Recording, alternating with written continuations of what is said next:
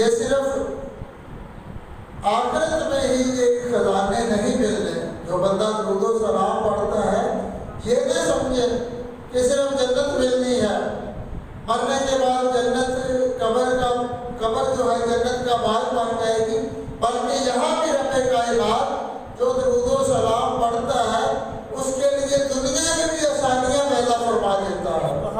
جنت تو ملے گی ہی، رب کی رضا تو درود و سلام پڑھنے سے ملے گی ہی، مصطفیٰ کی زیارت تو درود و سلام پڑھنے سے ہوگی ہی، گناہ تو معاف ہوں گے، جنت مل جائے گی.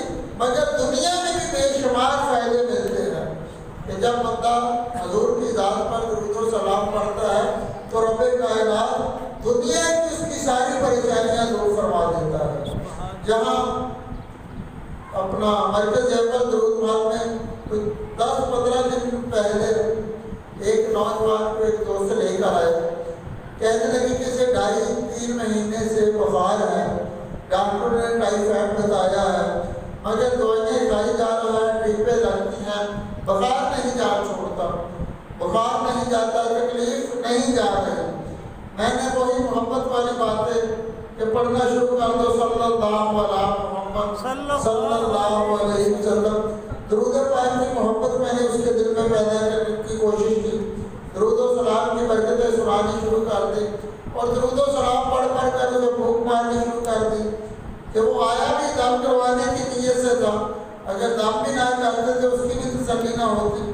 درود و سلام پڑھ کر دم کر دیا گیا اور اسے درود و سلام کا وظیفہ دے دیا کہ صلی اللہ علیہ محمد صلی اللہ علیہ وسلم. اٹھتے بیٹھتے چلتے پھرتے پڑھتا رہے. جو 2.5-3 مہینے سے مرض نہیں جا رہی تھی، جب دوسرے دن وہ گاڑی بھر کر اور لوگوں کو بھی ساتھ لے آیا. جب میں نے پوچھا کہ تیری طبیعت کیسی ہے، کہنے لگا کہ میں کل کا بالکل ٹھیک ہوں، کہ مجھے دوبارہ تکلیف نہیں ہوئی، بخار نہیں ہوا.